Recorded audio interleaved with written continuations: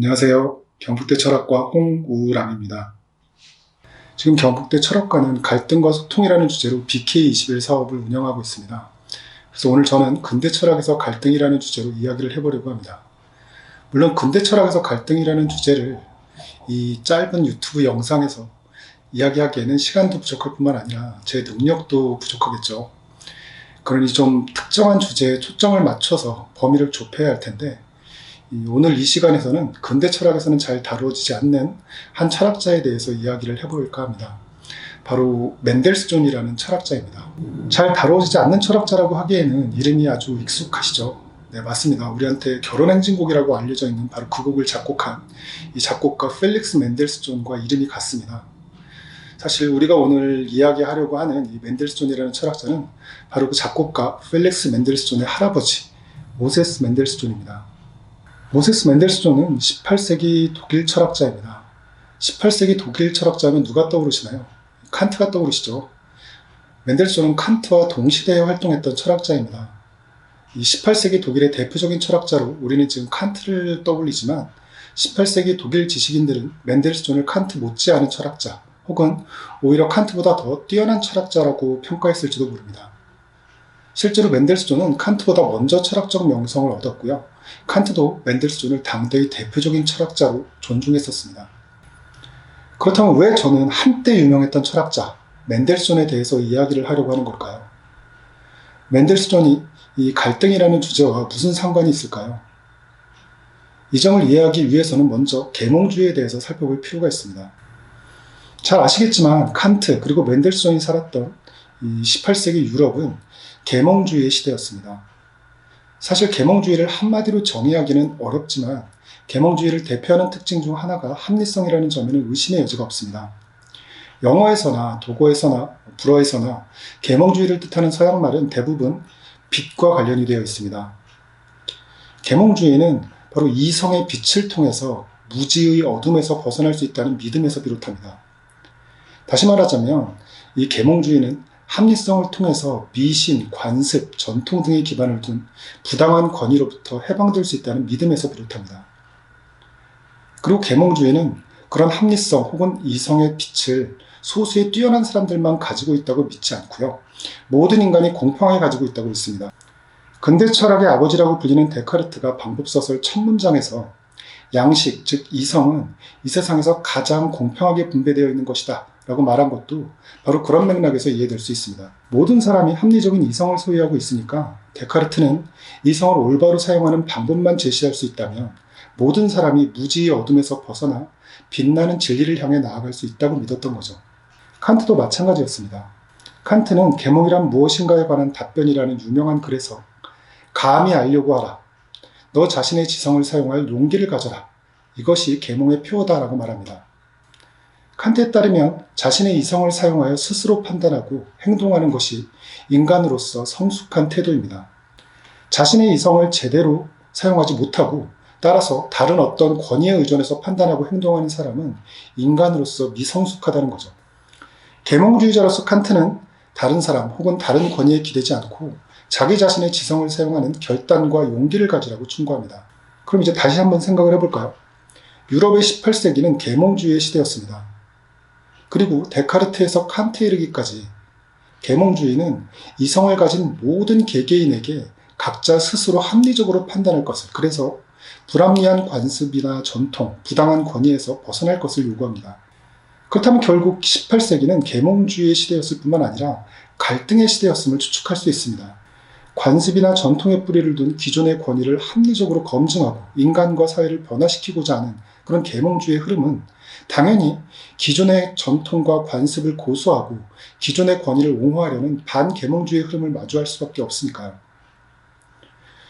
우리에게 계몽주의의 시대로 알려진 유럽의 18세기는 동시에 갈등의 시대일 수밖에 없습니다. 맨델스존은 18세기 유럽, 특히 18세기 독일을 바로 그런 갈등의 시대로 인식한 철학자였습니다. 물론 칸트도 전통적인 권위의 반발을 의식하지 못했을 리 없었겠죠. 하지만 철저한 계몽주의자였던 칸트한테 그런 반발은 계몽주의적인 혁신을 가로막는 장애물 혹은 올바른 역사의 흐름을 가로막는 혹은 거스르는 반동으로 여겨졌습니다. 칸트는 지금 자신의 시대가 아직 보편적으로 계몽되지 않은 시대, 계몽을 가로막는 장애물이 곳곳에 존재하는 시대라고 생각했지만 보편적으로 계몽된 시대로 계속해서 나아가야 한다고, 그리고 언젠가 보편적으로 계몽된 시대가 도래할 것이라고 믿었습니다. 그래서 칸트는 자신의 시대를 계몽의 시대라고 단언한 거죠. 멘델스존도 칸트와 마찬가지로 계몽주의자였습니다. 심지어 베를린의 소크라테스라고 불릴 만큼 독일의 계몽주의를 대표하는 인물 중 하나였습니다.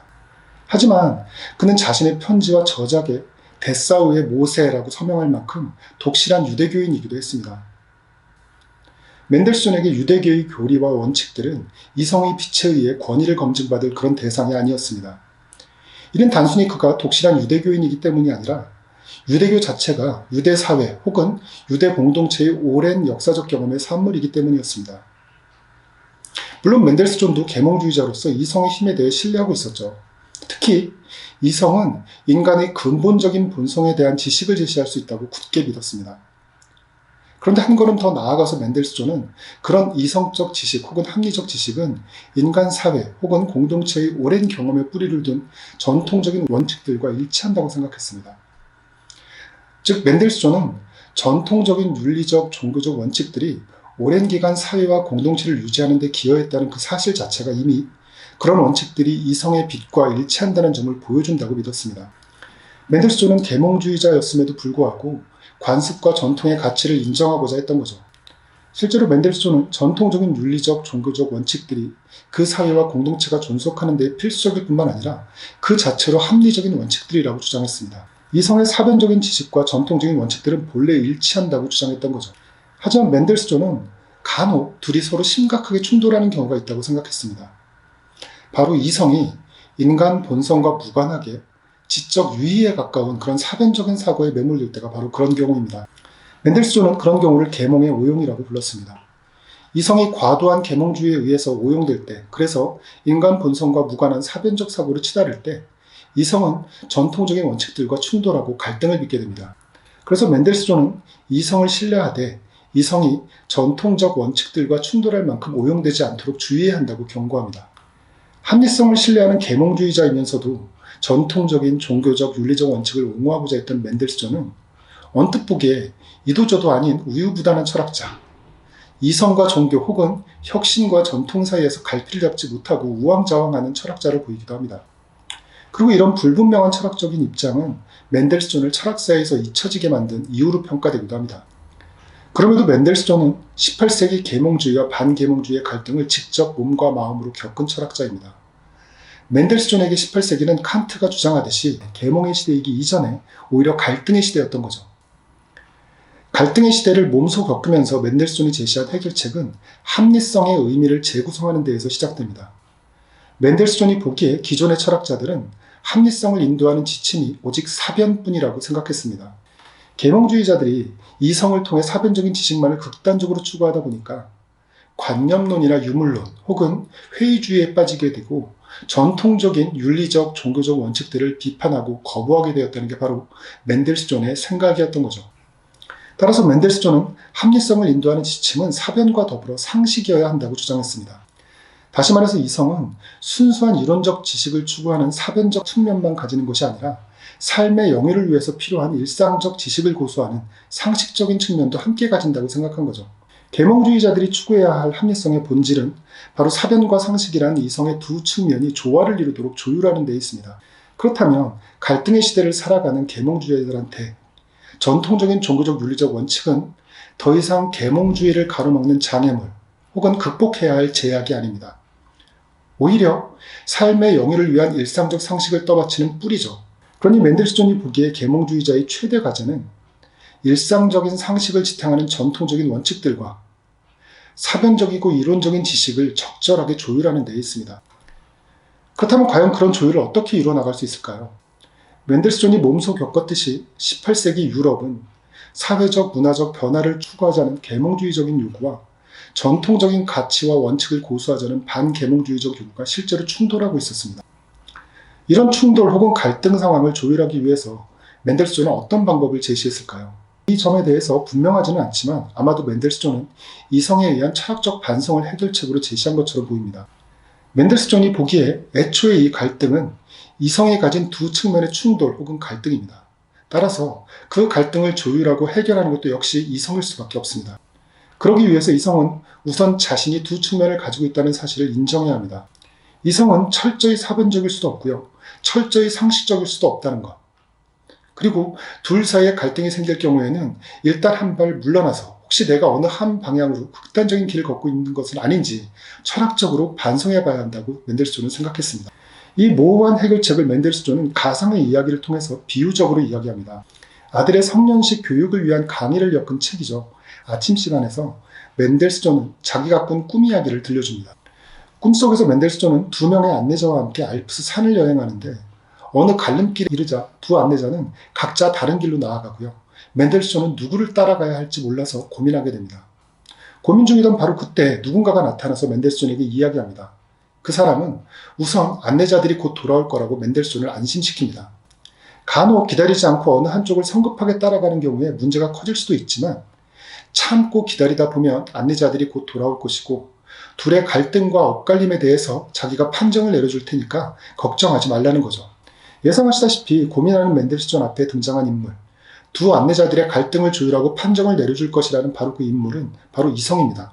그리고 맨델스존을 남겨두고 갈림길에서 각자의 길을 간 안내자들은 각각 사변과 상식이죠.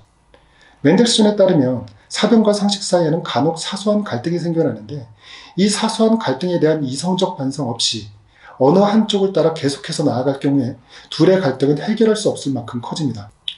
하지만 사실 그 갈등의 출발은 사소한 엇갈림에 불과하죠. 따라서 우리는 사변과 상식 사이에 심각한 갈등을 목격할 경우에 이성에 의한 근본적인 반성을 통해서 그 갈등의 시발점으로 돌아가서 둘 사이의 사소한 어긋남을 조율해야 하고요. 그런 이성의 조율을 통해서 심각해 보이던 사변과 상식의 갈등을 근본적인 차원에서 조율하고 해결해야 합니다. 자, 맨델스존이 제시한 해결책에 대해서 어떻게 생각하시나요? 좀 싱겁게 느껴지시지 않나요? 갈등의 출발점으로 돌아가서 이성을 통해 갈등의 시발점을 밝히고 또 그 갈등의 발단이 된 사소한 어긋남을 이성을 통해서 조율하라는 이 맨델스존의 갈등 해결책은 대단히 원론적인 주장처럼 보입니다. 그래도 제가 오늘 우유부단해 보이는 맨델스존과 그리고 싱거워 보이는 그 맨델스존의 갈등 해결책에 대해서 이야기한 이유는 철학의 원론적인 중요성 때문입니다. 철학은 인간과 세계의 근본에 대해 탐구하는 원론적인 학문입니다. 물론 현대에 들어와서 다양한 응용 분야에서 철학이 활용되고 있지만 철학의 본래적인 힘은 여전히 이성을 통한 근본적 반성에 있다고 생각합니다. 경북대 철학과 BK 사업팀은 바로 그런 철학적 반성의 힘이 현대사회의 갈등 해결을 위해서도 반드시 필요하다고 생각합니다. 자, 지금까지 제 이야기를 들어주셔서 감사합니다.